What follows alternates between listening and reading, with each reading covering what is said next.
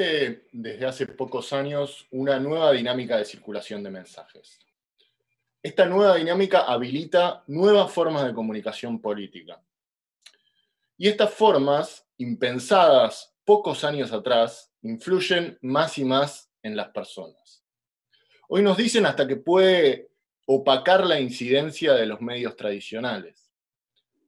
Las dinámicas de fake news, desinformación, intoxicación tienen un sentido: atacar y demonizar a los oponentes políticos. Y detrás de eso podrá haber renta, podrá haber más clics, podrá haber miles de retweets, podrá haber hasta más rating. Pero estos procesos de polarización política también hacen crecer tendencias autoritarias. Este evento busca pensar justamente las consecuencias de este fenómeno contemporáneo que llamamos desinformación. Trata de entender los incentivos que hay en el juego de negar al otro, para intentar enfrentarlo de alguna forma con mensajes democráticos. Este evento trata sobre todo de describir este problema y de preguntarnos qué podemos hacer. En este recorrido de 4 horas, nuestra primera parada es con Natalia Aruguete.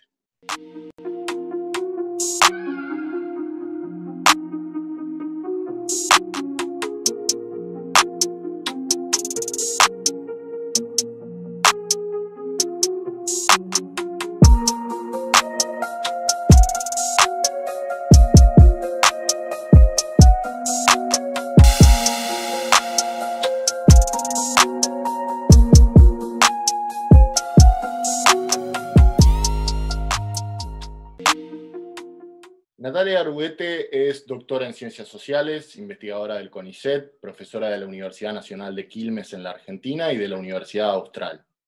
Escribió miles de artículos, algunos publicados en revistas especializadas, otros en medios de comunicación. Y desde hace algún tiempo, desde hace años, Natalia estudia las agendas políticas. O mejor dicho, cómo interactúan las agendas políticas con las agendas mediáticas, con las agendas públicas.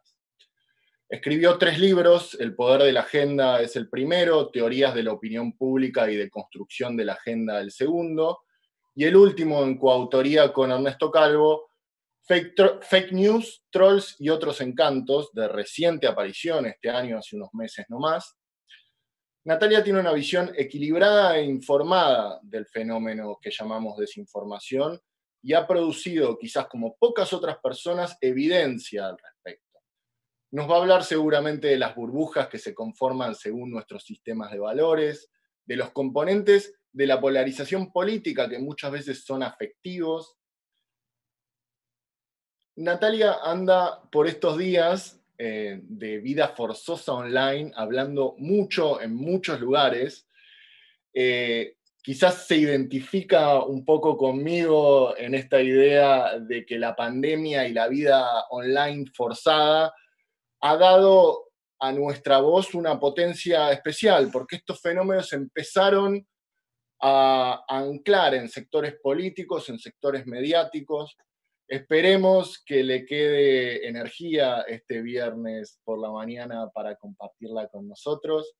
La saludo. Buen día, Natalia, ¿cómo andás? ¿Qué tal? Buenos días. Muchas gracias por la posibilidad de participar de este evento. Me complace enormemente. Agradezco a Agustín por el contacto y espero poder aportar a esta conversación en la que supongo que todos estamos con las mismas preocupaciones y buscando respuestas a este momento de tanta incertidumbre en múltiples sentidos.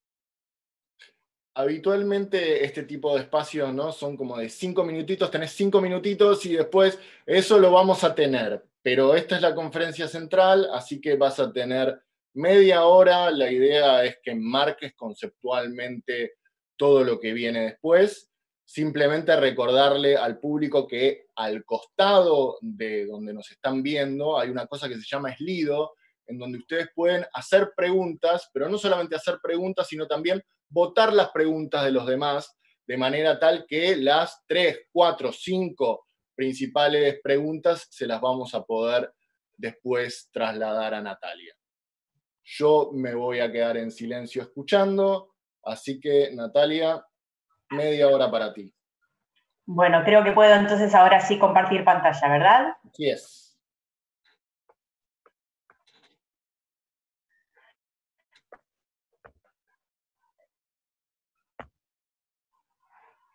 Bueno, nuevamente agradezco la posibilidad de poder dialogar con ustedes.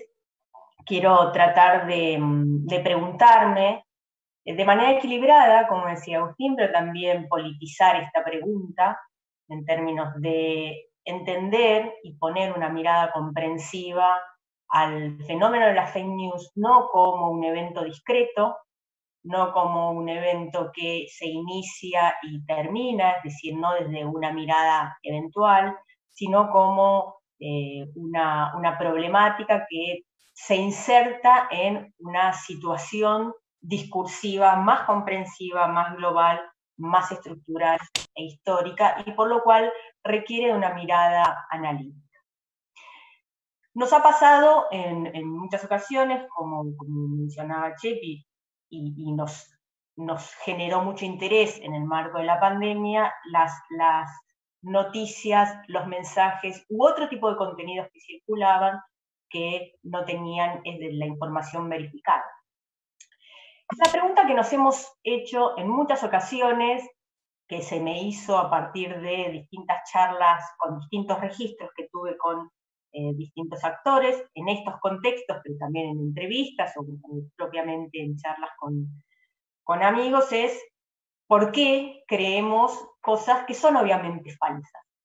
¿Por qué los usuarios de a pie que nos encontramos con distintos contenidos de manera incidental en las redes sociales creemos cosas que son obviamente falsas? Y yo creo que en ese punto el error es que recaiga en nosotros, los usuarios, de manera individual, la responsabilización de tener que decidir qué cuestiones son verdaderas y qué cuestiones son falsas. Porque también es cierto que nada es obvio.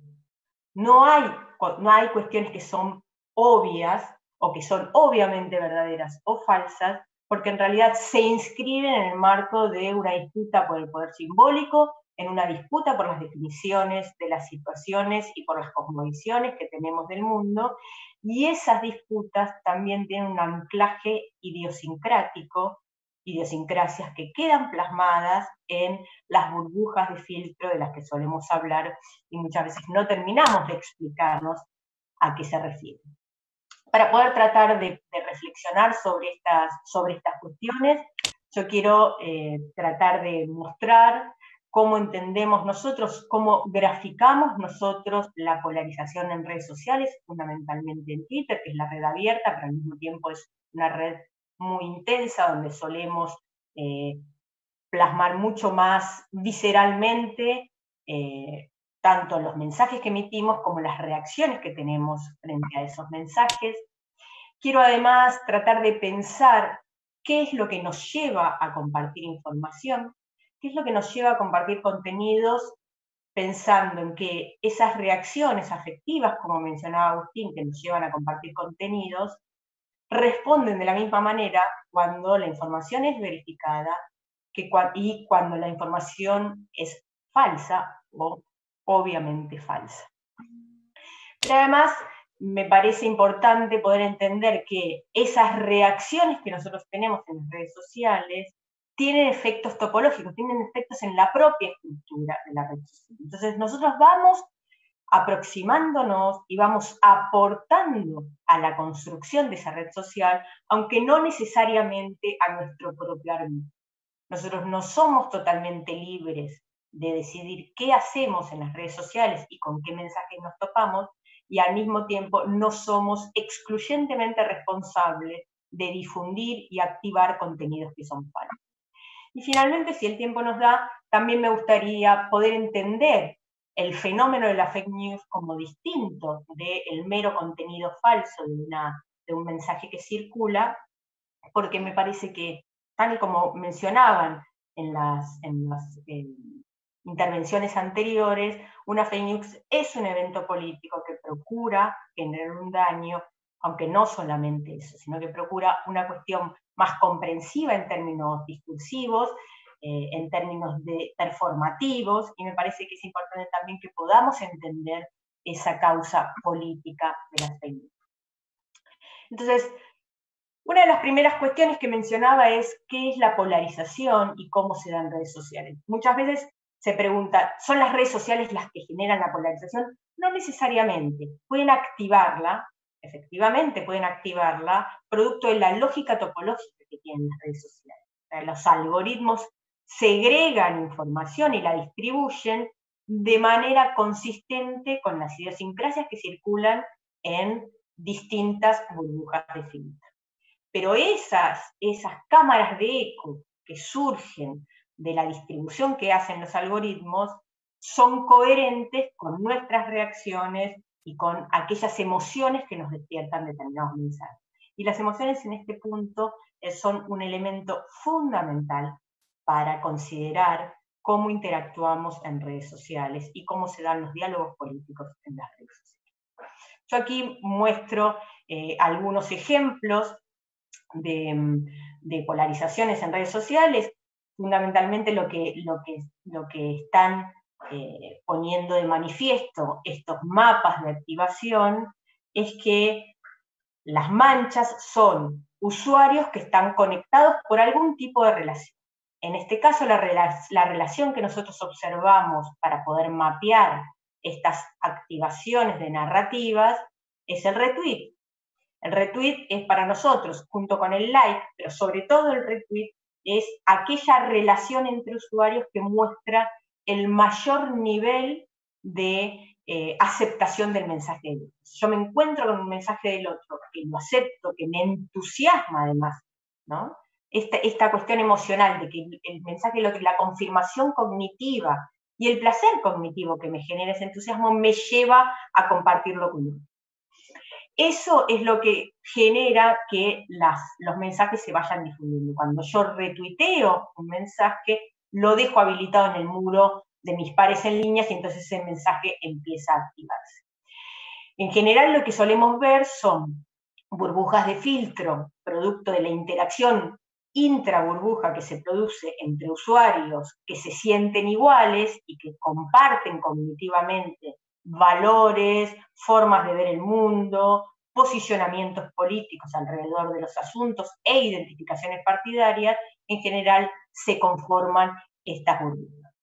Y me parece importante señalarlo de las burbujas porque esta intolerancia que nos divide y nos lleva a barrios cerrados en términos comunicacionales son perfecta condición de posibilidad de la circulación de fake news, entendida como una apuesta política, como una operación que busca atacar a otro, pero sobre todo que busca energizar a la propia trupa.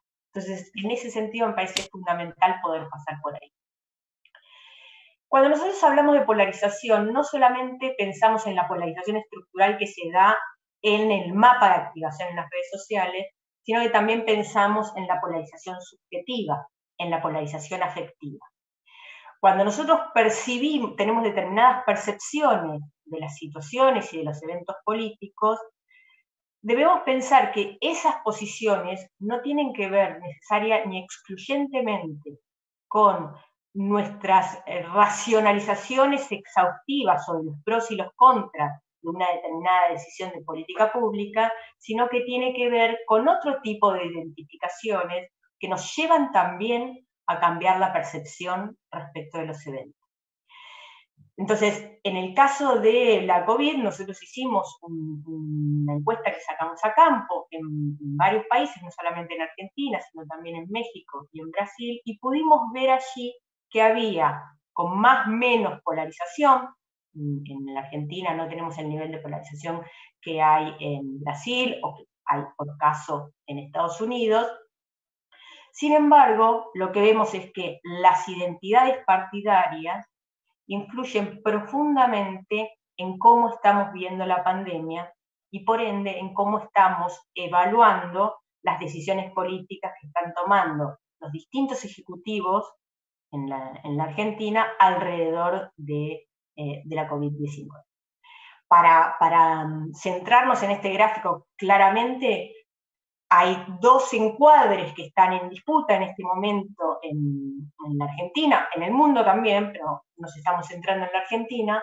En esos dos encuadres que están en disputa, lo que observamos es que aquellos votantes que se identifican con la actual oposición, fundamentalmente con Juntos por el Cambio, tienen una percepción de mayor riesgo económico frente a votantes que se identifican con el actual gobierno, que tienen una percepción de mayor riesgo sanitario. Esto que vamos sopesando respecto de qué es prioritario para enfrentar en este momento, se inscribe y tiene como predictivo muy fuerte la identificación partidaria. Y es, además, congruente con la aprobación o desaprobación que distintos votantes tienen de las decisiones de política pública que se están, o de las decisiones de política sanitaria que se están llevando a cabo en este momento en la Argentina. Entonces, esa es una primera cuestión que me parece central, porque la identificación partidaria no necesariamente surge a partir de una racionalidad respecto de las decisiones políticas que se toman, sino que está casi siendo emparentado con las identidades raciales en varios estudios que observamos en Estados Unidos y en otros países.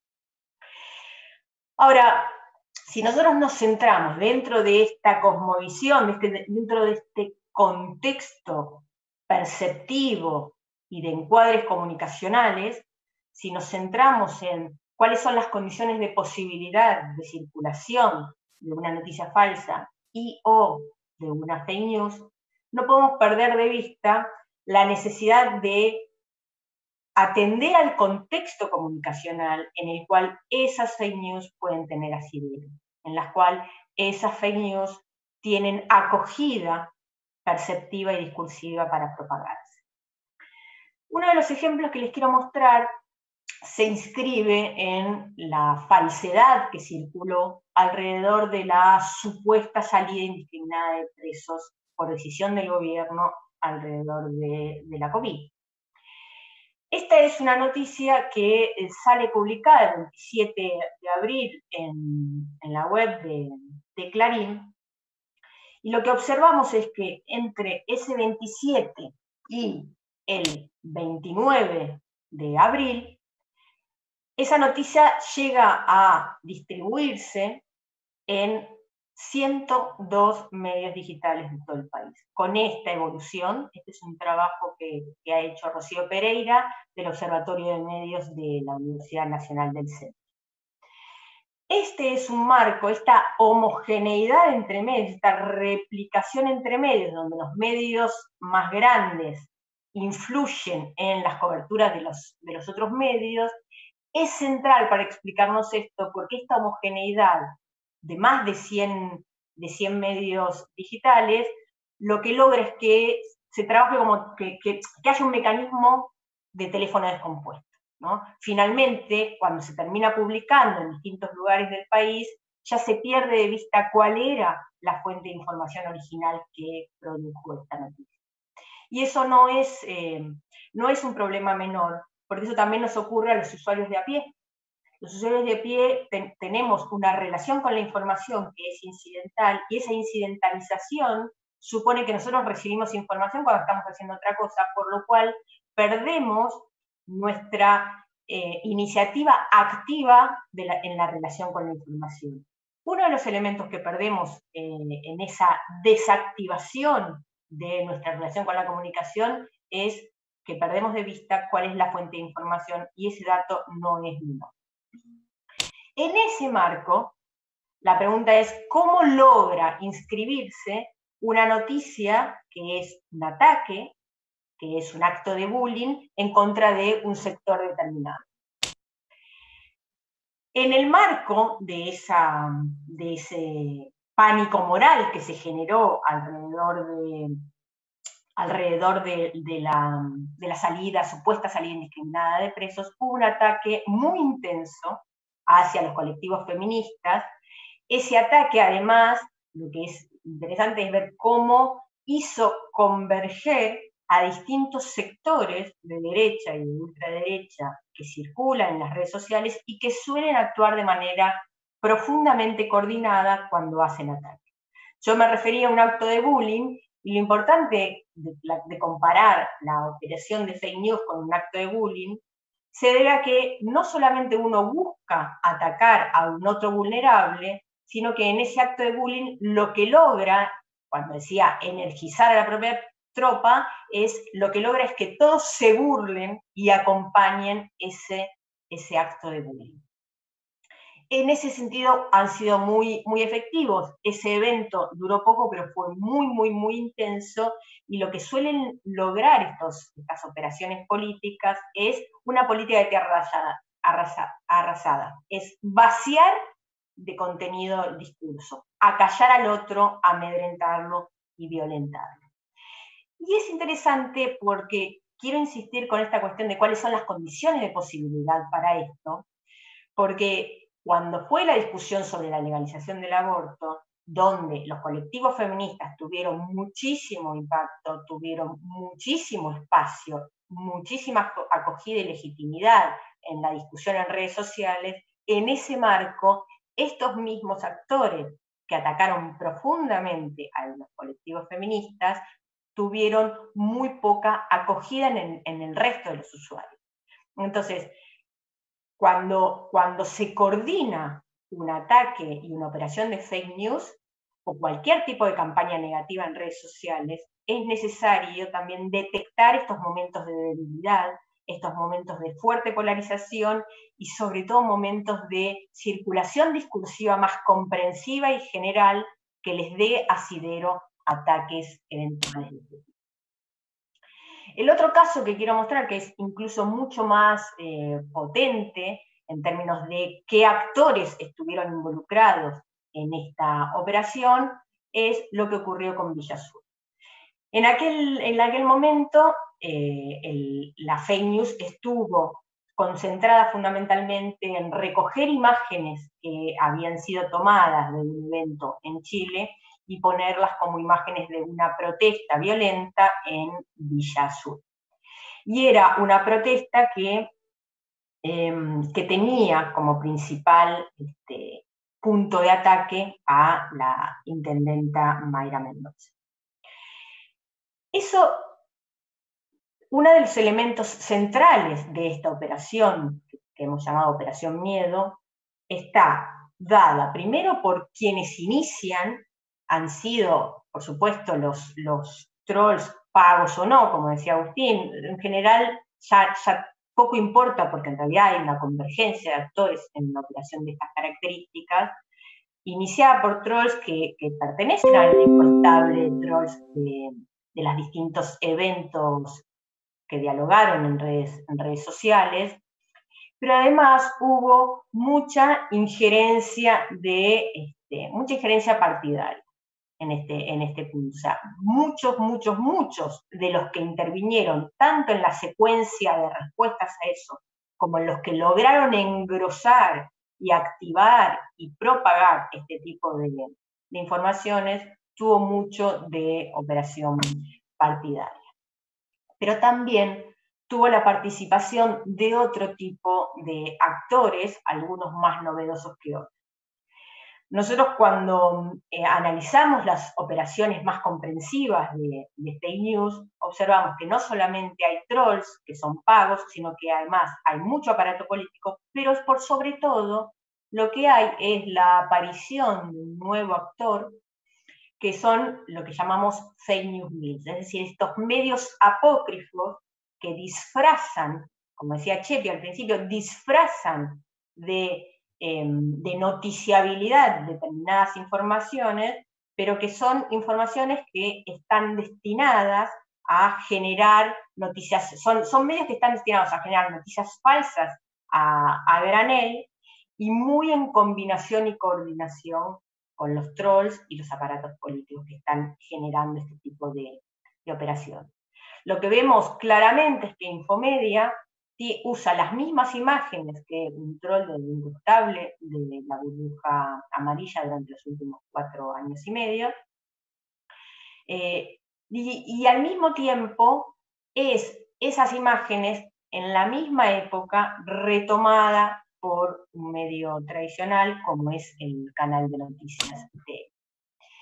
Y además, lo que se publica luego es la desmentida que hace, digamos, el pedido de disculpas que hace TN a partir de la adjudicación de falsedad que tiene tanto el sitio Chequeado, la organización Chequeado, como varios otros tuiteros e influenciadores en redes sociales. Si tengo posibilidades, quiero mostrarles brevemente las disculpas que hace esta conductora en TN. No pude. A ver.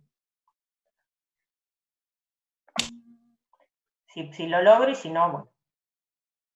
Vamos a hablarles ahora de algo que ocurrió anoche durante la transmisión de Todo Noticias, cuando, haciendo una cobertura en Avellaneda, se pusieron imágenes que no correspondían a ese lugar, sino a algo sucedido en Chile. Eran imágenes grabadas. Este material fue aportado por un vecino de la zona que estaba trabajando con nuestro equipo allí, pero por supuesto que asumimos absolutamente toda la responsabilidad por esto que ocurrió, y queremos decirles además que nosotros trabajamos con toda la rigurosidad que hay que hacerlo. A veces esto puede ocurrir, por eso estamos pidiendo estas disculpas y por supuesto asumiendo toda la responsabilidad desde Todo Noticias.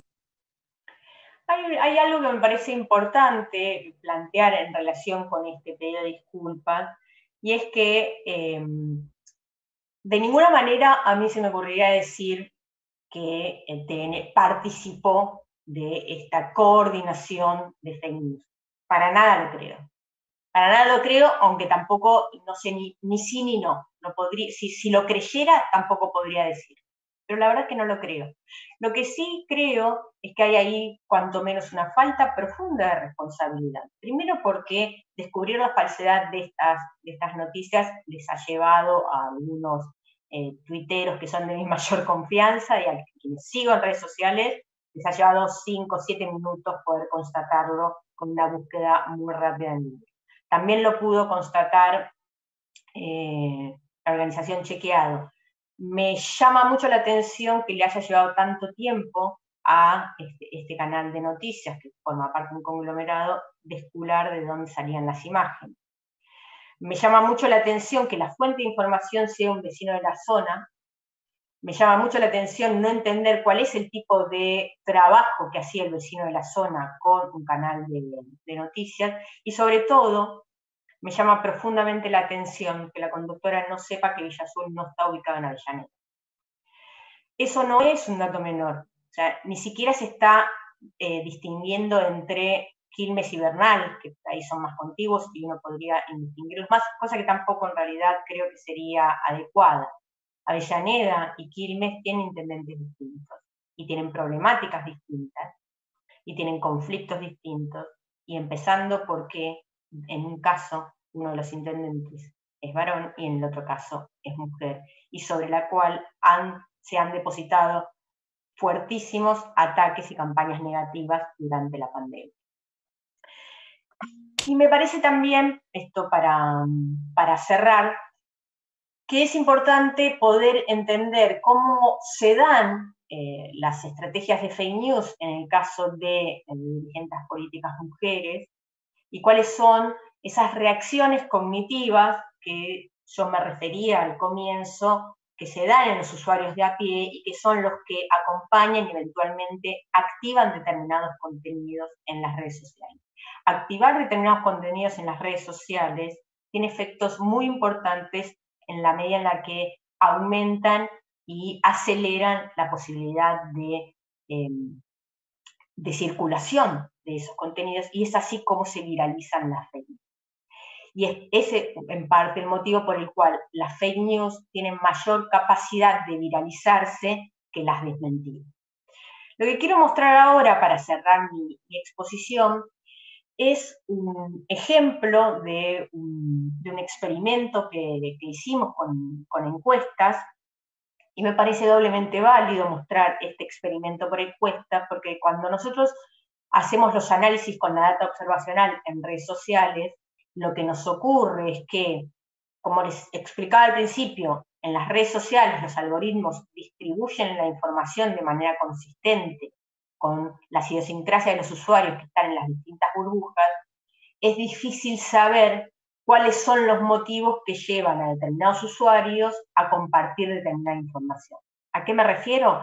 A que un usuario que está inscrito en la burbuja amarilla o en la burbuja identificada con Juntos por el Cambio, por ejemplo, podría compartir una fake news como esta, emitida por la Nata en el 13, por distintos motivos. Por un lado, porque eso es congruente cognitivamente con lo que piensa y confirma sus creencias previas. Por otro lado, podría compartirlas porque cree en la autoridad, en el autor de ese tweet, que es la Nata en el 13, porque además la Nata en el 13 es una autoridad en esa burbuja, es decir, es un influenciador cuyos mensajes tienen mucha capacidad de propagarse a una velocidad muy importante. Pero la tercera pregunta es si en todo caso un usuario que está en esa burbuja no compartiría ese mensaje simple y sencillamente porque tiene más probabilidades de verlo que alguien que está en otra burbuja y a quien el algoritmo no le está enviando ese mensaje porque no es congruente con su idiosincrasia o con la idiosincrasia y los valores que se comparten en esa comunidad virtual. Entonces, como la data observacional no nos permite distinguir los efectos cognitivos de un mensaje, llevamos a cabo este experimento por encuesta a aproximadamente, a poco más de 2.000 encuestados, e hicimos lo siguiente. A esos 2.000 encuestados primero les mostramos el tweet falso, o sea, la fake news. Fue un tweet que armamos, que editamos nosotros a partir de mensajes que circularon efectivamente en relación con esta persona. Este mensaje y este ataque fue efectivo, fue real. Lo que editamos fue a la autoridad de ese mensaje, precisamente para ver qué efecto autoritativo tenía una fake news de estas características. Y entonces le preguntamos inicialmente con el mensaje falso a los encuestados si retuitearían, si darían like a ese tweet o si responderían. Atendiendo a lo que decía al principio, el retweet y el like son reacciones que muestran aceptación del mensaje y en cambio la respuesta se puede combinar entre respuestas positivas pero también entre respuestas negativas. Cuando hablo del retweet me refiero a que uno simplemente republique ese mensaje sin comentarlo, porque el comentario nosotros lo entendemos también como una forma de respuesta, una forma en la cual quien republica interviene opinando y editando. Lo que observamos aquí es, si ustedes se fijan, entre los usuarios que se identifican con la actual oposición, es decir, que habrían votado a Macri, vemos un altísimo porcentaje de usuarios que habrían retuiteado este mensaje falso. Entre los usuarios oficialistas, es decir, aquellos que votarían a Fernández si se postulara en una semana, hay, fíjense que un bajísimo, o sea, un 19% de usuarios que retuitearían ese mensaje y un tanto otro por ciento de usuarios que le darían like. En cambio, cuando nosotros hacemos ese mismo mensaje y lo adjudicamos como verdadero o como falso, esto es un experimento que hicimos en colaboración con la organización Chequeado para ver cuáles eran los efectos de etiquetar como verdadero, o sea, de chequear, de verificar una información y etiquetarla como verdadera o como falsa en los usuarios, preguntándonos en qué medida esos usuarios aceptaban o no republicar la corrección de un mensaje. Y fíjense lo que descubrimos aquí, por lo cual confirmamos que las reacciones en redes sociales no son meramente racionales.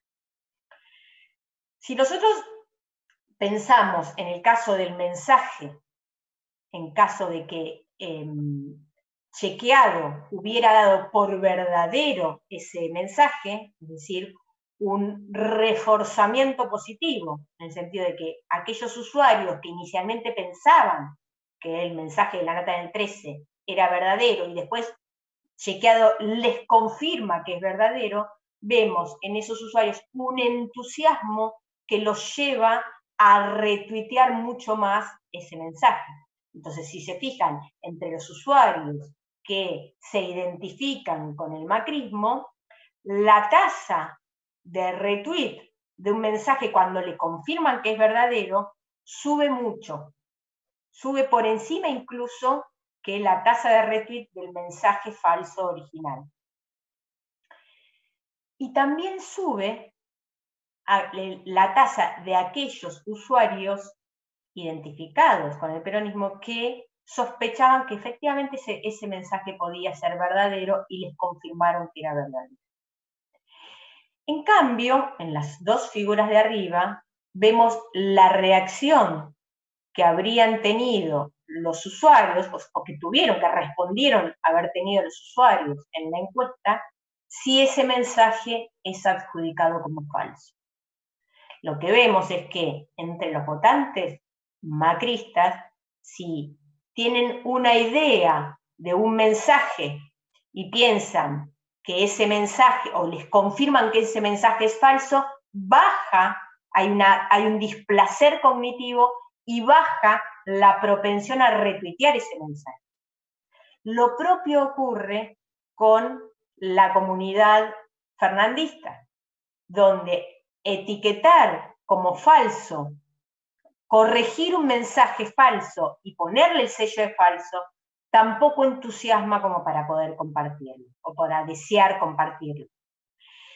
Entonces, para concluir esto, una conclusión me parece teórica de esto es que, más allá de los deseos morales y éticos de corregir un mensaje, que en el trasfondo ético son muy loables, no podemos con eso confirmar que la corrección de una falsedad que está generando un daño va a garantizar que esa corrección se propague de la misma forma que se propaga una fake news. ¿Por qué? Porque una fake news entusiasma, pero entusiasma en la medida en que confirma aquello que ya estaba circulando como valor y como posibilidad de definición de las situaciones en mi comunidad, y en cambio una corrección de falsedad hace caer, desenergiza a esos usuarios como para poder compartir. Y esa afectación emocional cabe para distintos tipos de usuarios. Más aún cuando se trata de una dirigente política, joven, mujer, que está ingresando a un espacio que no le es propio.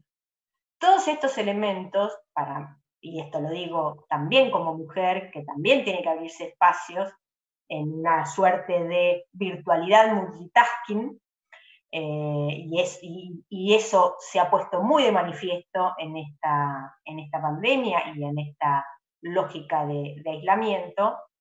También me parece importante que podamos ver la dimensión política de esto. Se ataca a aquellos grupos que son vulnerables y se los vulnera doblemente. Por eso es que, y cierro con esto, por eso es que en el caso de este experimento, con el ejemplo de Ofelia, tuvo incluso distintas reacciones en los usuarios que cuando pusimos exactamente el mismo experimento en el caso del supuesto audífono que tenía Macri en el lugar.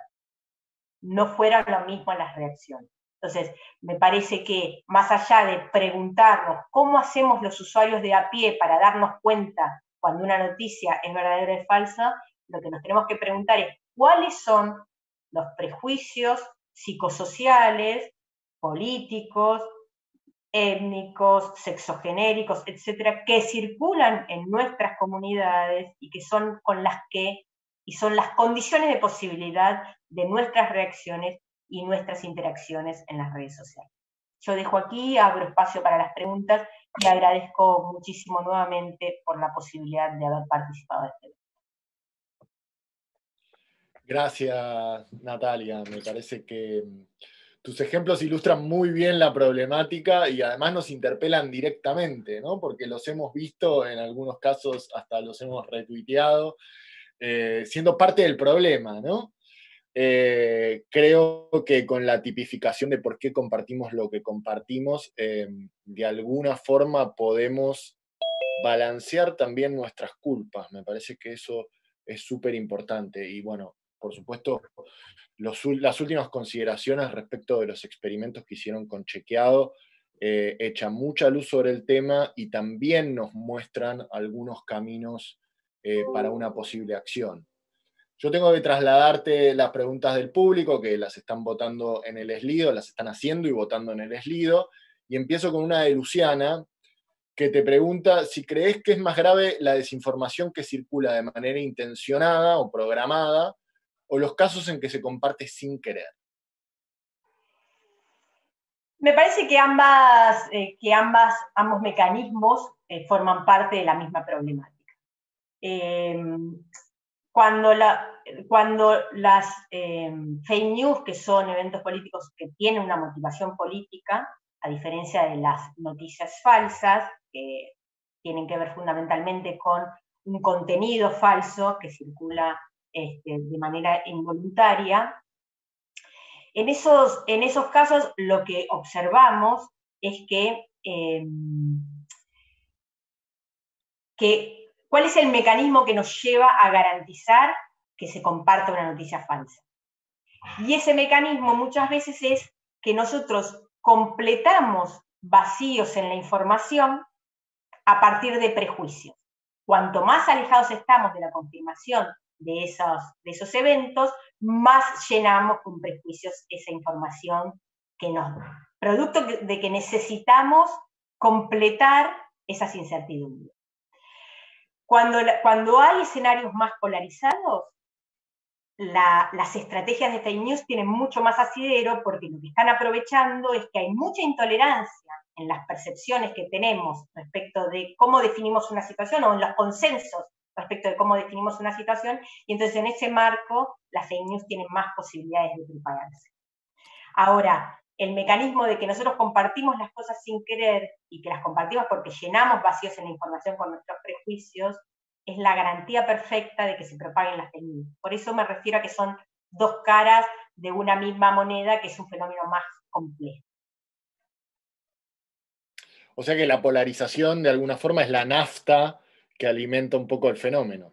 Exactamente. Bueno, para pensarlo, ¿no? Yo no quiero editorializar demasiado, así que me voy con Nicolás, que te pregunta si crees que los medios de comunicación son más confiables que las redes sociales. Él dice, aclara, que personalmente prefiere informarse por cuentas confiables en Twitter. Acá quizás una perspectiva práctica, ¿no? ¿Cómo nos informamos? ¿Qué podemos hacer? Mira, ahí hay varias dimensiones para incluir en este análisis. Primero, no hay exclusión entre redes sociales y medios tradicionales para informarnos, porque nosotros nos informamos desde los medios tradicionales en las redes sociales. Lo que yo decía al principio, de que uno de los principales peligros que tiene esta forma de informarnos es que la forma de llegarnos la información que es producida por medios tradicionales es una forma incidental. Entonces, ¿qué nos pasa? Cuando nosotros abrimos una home de un diario o de un canal de televisión que tiene su home digital, bueno, ahora hay un híbrido, ¿no? Entonces, pero cuando nosotros vamos y abrimos en la web un determinado portal, sabemos qué estamos abriendo. Hay algo activo de nuestra parte en esa lectura y en esa búsqueda de información. Cuando nosotros perdemos de vista esa circulación y cuál es la fuente de información, ahí ya hay una primera afectación de esto. Ahora, en relación con la circulación de noticias falsas, también tenemos que decir que los medios tradicionales han participado muy activamente en la producción de noticias falsas. No digo como operación política, en algunas ocasiones pudo haber sido, pero en principio son productores de noticias falsas. Y en algunas ocasiones producto de lo mismo que nos cabe a nosotros, que es llenar vacíos en la información con prejuicios. En ese punto todos estamos en las generales de la ley. Entonces, en esa combinación, lo que me parece importante es remarcar que, para cerrar esta idea, en el experimento que nosotros hicimos, no hay cambios en la reacción que tienen los encuestados respecto de la autoridad que emite ese mensaje. Si lo emite C5N, si lo emite Página 12, Clarín o La Nación, eso no lo lleva a los usuarios a retuitear más un mensaje si es falso o es verdadero, sino más que nada aquello que confirma lo que el usuario está esperando saber acerca de ese evento. Perfecto. Si bien podríamos decir que es un tema y es un problema global el de la desinformación, los impactos en las distintas regiones son diferenciados, ¿no? Europa tiene mucha más capacidad de enfrentarse, por ejemplo, a las plataformas de redes sociales que lo que podemos hacer desde aquí de América Latina. En ese sentido, me parece que tenemos algunas especificidades y urgencias como región, y hasta podríamos reconocer que hasta en ocasiones algunos de nuestros gobiernos también aparecen como aliados de las plataformas para que la desinformación prospere. Florencia propone una pregunta en ese sentido, que es: ¿cómo crees que el fenómeno afecta particularmente en América Latina? ¿Encontrás algún comportamiento diferente a otras partes del mundo? ¿Qué oportunidades tenemos en la región para combatirlo? Bueno, yo sí distinguiría a Europa de América Latina en ese punto, no tanto ni necesariamente a Estados Unidos, donde creo que esa batalla es mucho más brutal y mucho más visceral, ¿no? Lo estamos viendo, ¿no? Cada día. Exactamente, exactamente. Entonces, ser un país avanzado no necesariamente asegura eso. Bueno, en Estados Unidos lo que estamos viendo es una batalla política mucho más comprensiva, no solamente una batalla contra las redes sociales, pero donde también se distinguen allí las identidades partidarias de las propias plataformas. Lo que yo creo que hay que pensar a nivel más planetario, y no sé tanto respecto de las distinciones entre, digamos, me parece que Europa tiene un escudo mayor por la propia Unión, para poder pensar, para poder dar una discusión pública política, no solamente política, a este fenómeno, que una región como la nuestra, donde las posibilidades de reunirnos para combatir distintas dimensiones del mundo, de la cotidianeidad, tenemos. O sea, esa cuestión, digamos, las disonancias políticas en América Latina creo que son perjudiciales para muchas cuestiones. Lo que me animo a decir en este sentido es que no se trata de pensar cómo empezamos a regular a las plataformas, sino cómo cambiamos la propia regulación que tienen las plataformas, que es una regulación de hecho, y es una regulación decidida por las plataformas, y que además no es en plataformas que tienen cobertura mundial, esas decisiones de regulación empresaria no son homogéneas. Cada plataforma decide en distintos países o en distintas regiones qué tipo de regulación se da para el manejo y la curaduría de sus contenidos. Entonces, me parece que allí se necesita una mirada muy global, pero además una mirada pública con la intervención de muchos actores, de múltiples actores, y con la responsabilización de las empresas, que son las que tienen la capacidad técnica para estas curadurías y para el bienestar democrático, que significa echar un freno a las campañas de técnica. Estamos ya casi en tiempo, pero considerando nuestra sensibilidad acerca de las ciencias sociales, me gustaría hacerte yo la última pregunta, para ver cómo lidias con esto. Hace poco leí un libro parecido que abordaba estas temáticas, de hace 2 años, y me resultó viejo completamente, ¿no? ¿Qué hacer o cómo intentás enfrentarte vos desde las ciencias sociales a un fenómeno que cambia todo el tiempo? Digo, es un dilema que pocas veces nos hemos encontrado, como que nos corre en el arco todo el tiempo. Me gustaría una brevísima reflexión de tu parte al respecto. ¿Qué va a pasar con el libro que publicaste este año en 2 años? Va a haber otro. Porque va a haber otro, porque concretamente va a haber otro, porque en realidad se publicó ese libro y nosotros hemos seguido trabajando con muchas otras cosas. O sea, lo que te mostré hoy son resultados del último mes. Yo creo que ese libro, de todas formas, tiene mucha vigencia porque varias de las teorizaciones que nosotros hacemos en ese libro son perfectamente ubicables en los nuevos casos que estamos analizando en este momento.